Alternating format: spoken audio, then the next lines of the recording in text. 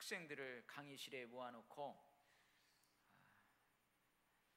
이런 질문을 했다고 그래요. 만약 젊은 여러분들이 하루 이틀 사흘 후에 죽는다면은 하고 싶은 일 3가지를 한번 적어보세요 그랬대요.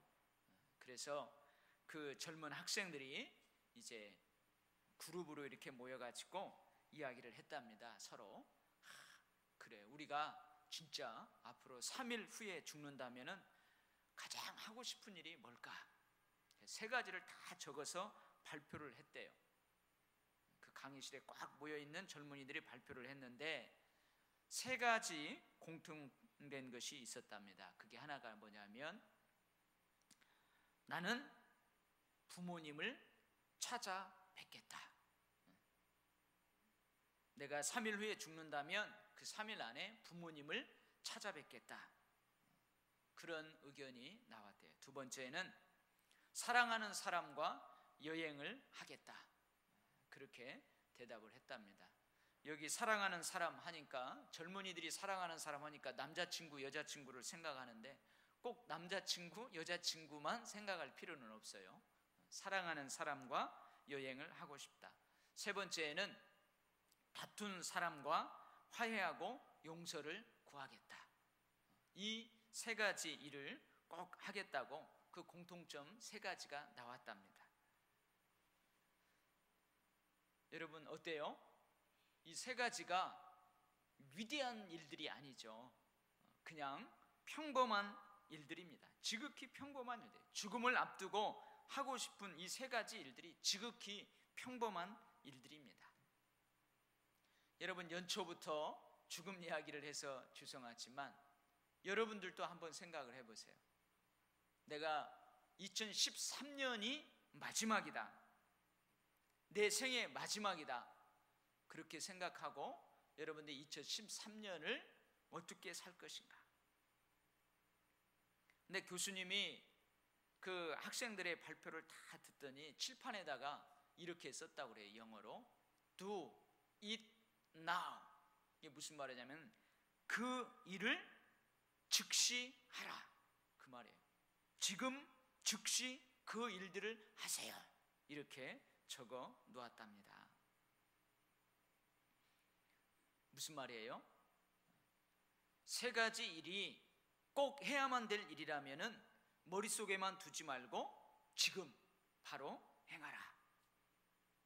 아마 그 교수님은 그 수업 딱 거기에서 마치고 다 돌려보냈을 거예요.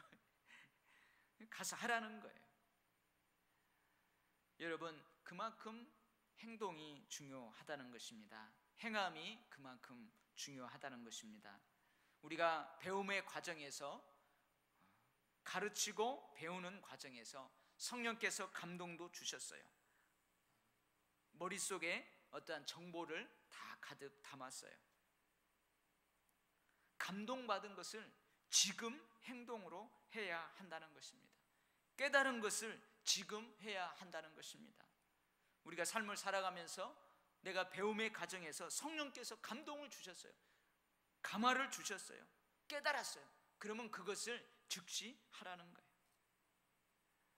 자녀들 키워와서 잘 알죠. 아니, 저도 그랬으니까요. 저도 연초가 되면은 올해는 이렇게 삶을 살아야 되겠다. 방학이 되면 시작하는 날 백지 도화지를 갖다가 동그라미를 그리고 거기다 시간을 다 표시해가지고 교육을 거창하게, 계획을 거창하게 세웁니다. 근데 대부분 어때요? 작심삼일이 되잖아요. 행동으로, 행함으로 옮기는 것은 의지적인 영역이에요. 내가 의지를 들여야만 그것을 행동으로 옮겨갈 수가 있어요. 의지가 약해서 계획은 거창하게 세워놨는데 한두 번 하고 그냥 포기해버리는 거예요.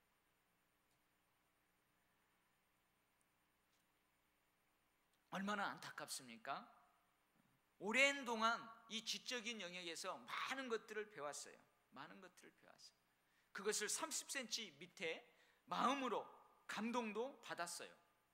이제 내가 의지를 들여서 이제 행하기만 하면 그 내가 습득한 지식의 능력들을, 내가 감동받았던 그 진리의 말씀의 능력들을 내 삶에서 경험할 수 있는데, 거기에서 멈춰버린다면 얼마나 안타깝습니까? 얼마나 안타까워요. 그만큼 우리의 행동이 중요하다는 것입니다. 여러분, 내가 지적인 영역에서 머리에 정보들을 가득 담았어요. 많은 것들을 배웠어요. 그럼에도 불구하고 왜 내가 변하지 않는 것일까요? 왜 내 주변이 변하지 않는 것일까요? 지식 습득, 지적인 영역에서의 배움, 그것이 변화를 일으키기까지는 감동과 행동의 과정이 필요하다고 그랬어요. 그래서 오늘은 우리가 행해야 된다, 행함에 대해서 함께 은혜를 나누려고 합니다. 오늘 보면은 빌립보 교인들에게 사도 바울이 하는 말입니다. 도덕적으로, 영적으로, 정신적으로, 행동으로 실천해야 될 덕목들을 오늘 쭉 이야기를 하고 있어요. 어떻게 보면 오늘 참되고 경건하고 오르며 정결하고 사랑받을 만하며 칭찬받을 만하며 덕을 세우며 모델이 될 만하며, 이러한 모든 것들은 뭐예요?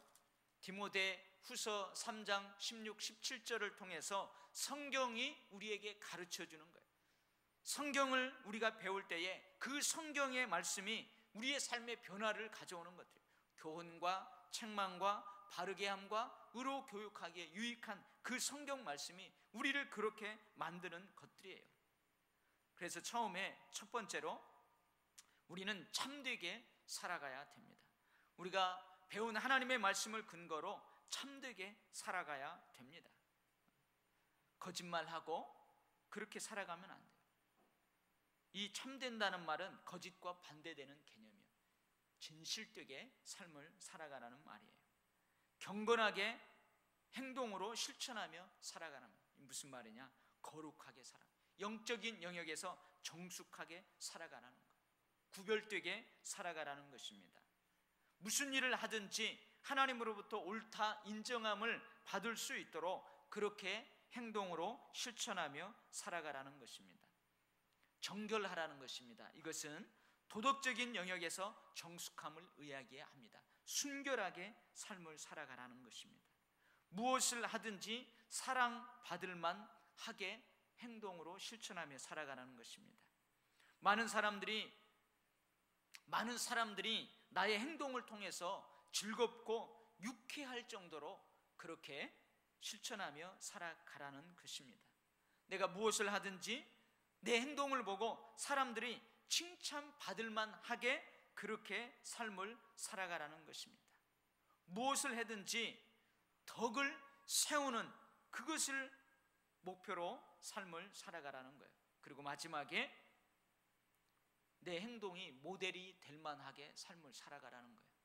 많은 사람들이 야, 그래, 목사는 저렇게 살아가야 진짜 목사야.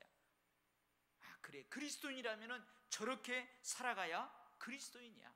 그렇게 모델이 될 만하게 행동으로 실천하며 삶을 살아가라고 하는 것입니다. 이러한 것들을 누구를 통해서 배웠어요? 빌립보 교인들이 성경 말씀을 주 교재로 해서 성령에 의해서 사도 바울이 빌립보 교인들에게 가르쳤던 거예요. 이 모든 덕목들이 사도 바울이 빌립보 교인들에게 가르쳤던 거예요. 빌립보 교인들이 사도 바울을 통해서 배웠던 거예요. 근데 오늘 말씀에 보면은요, 뭐라고 하냐면은 내게 배우고 받고 듣고 본 바를 행하라, 그렇게 되어 있어요. 우리가 지금까지 교회 교육에 대해서 쭉 배웠는데요, 가르치는 사람은 입으로만 가르치는 게 아닙니다. 사도 바울은 입으로만 가르치는 게 아니에요. 입으로 가르치는 그 가르침이 있어요. 지적인 영역에서 성경을 통해서 율법을 통해서 가르치는 그러한 영역이 있어요.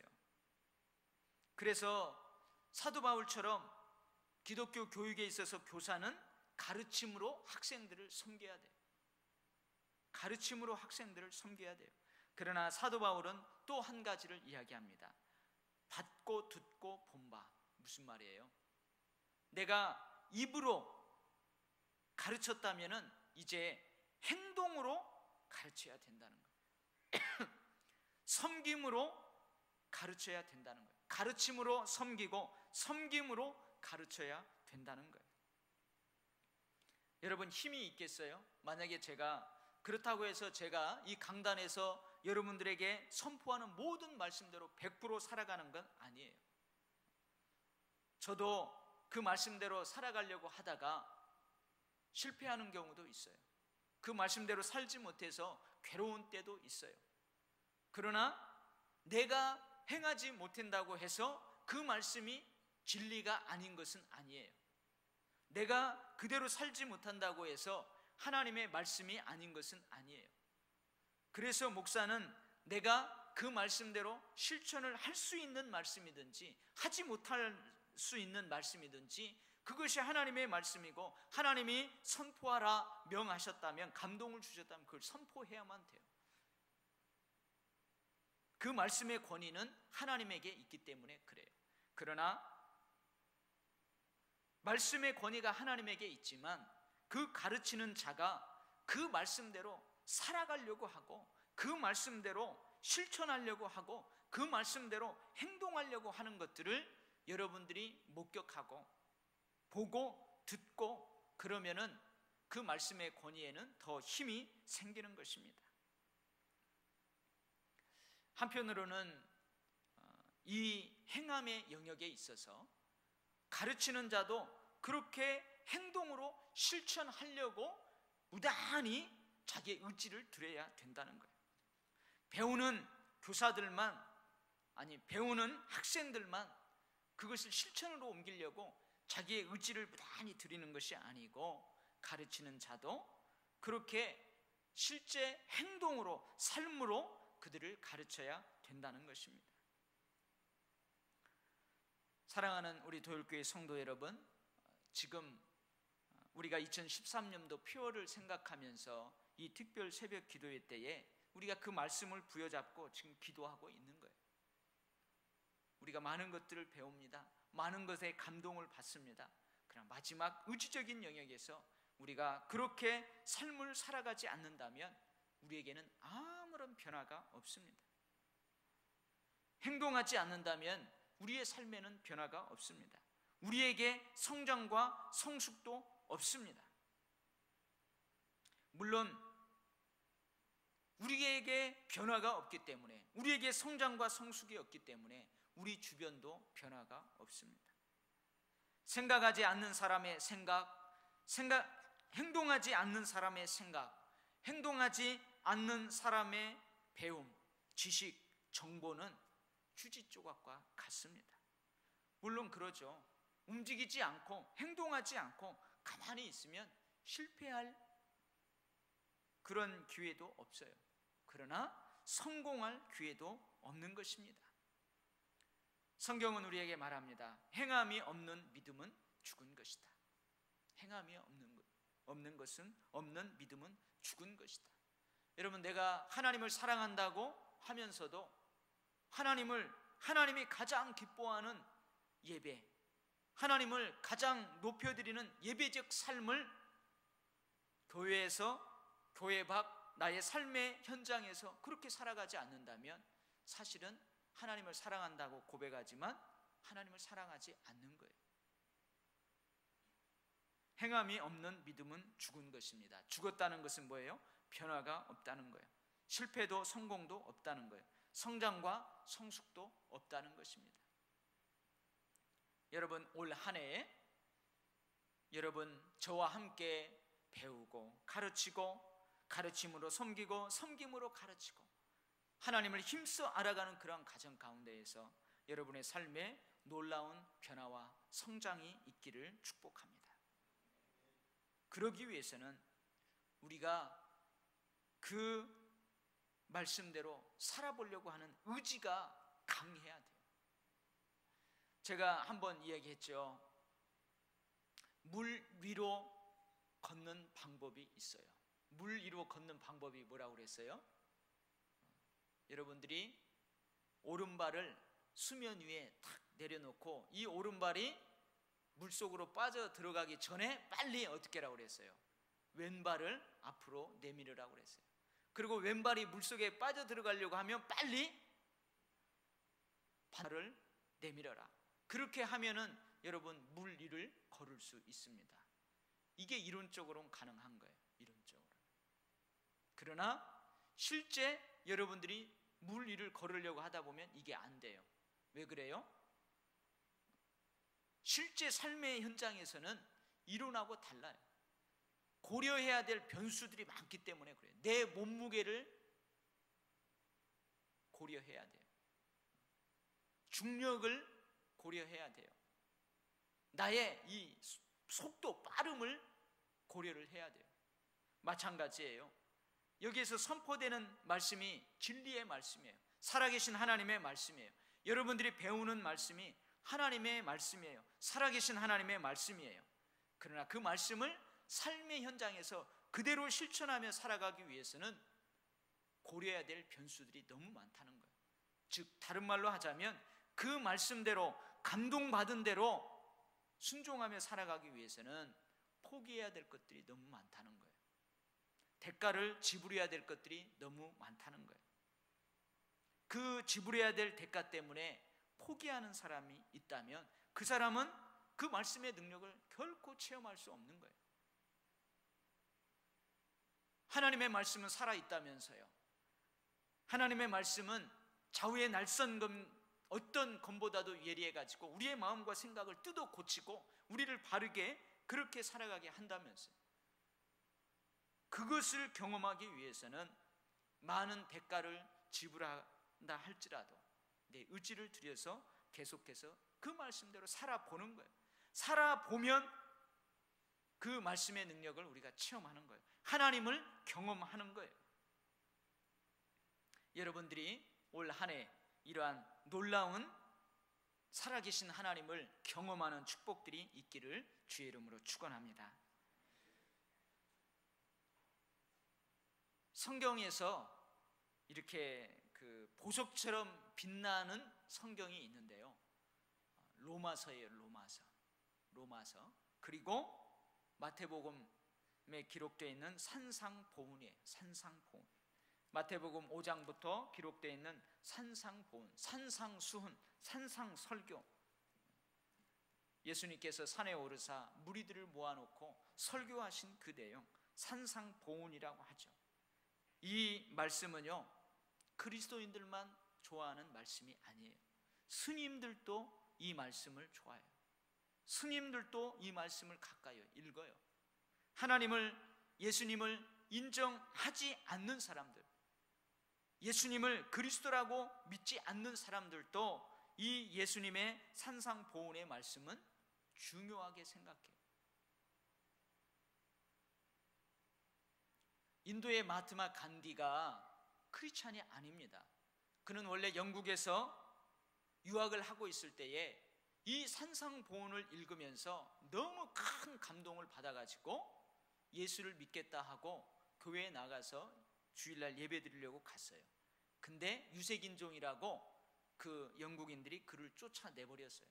그래서 그가 크리스찬이 못 되고 힌두교인이 됐어요. 근데 힌두교인이 되었음에도 그 간디가 무폭력으로 그렇게 인도를 이끌어가고 그렇게 대항하는 것을 어디에서 배웠느냐? 산상보훈에서 배웠다고 그래요.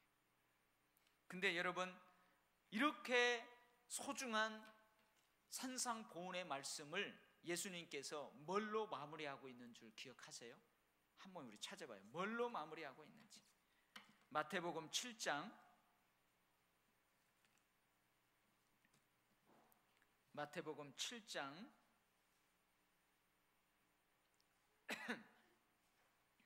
24절부터 27절 말씀.